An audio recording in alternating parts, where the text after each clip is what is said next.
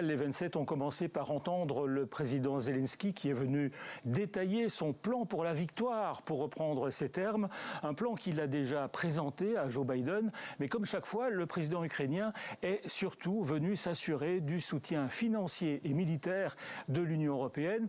Et là, c'est vrai que c'est un petit peu panique à bord en Ukraine et le président Zelensky n'aura eu qu'une heure pour essayer de convaincre parce qu'il faut dire que le grand dossier sur la table de ce sommet, ce n'est pas l'Ukraine, ce n'est même pas le Liban, c'est la question migratoire. En général, c'est le dossier qui fâche au sein des 27, mais là, de plus en plus de pays semblent d'accord pour durcir leur politique face à l'immigration irrégulière. L'Allemagne a fermé temporairement ses frontières.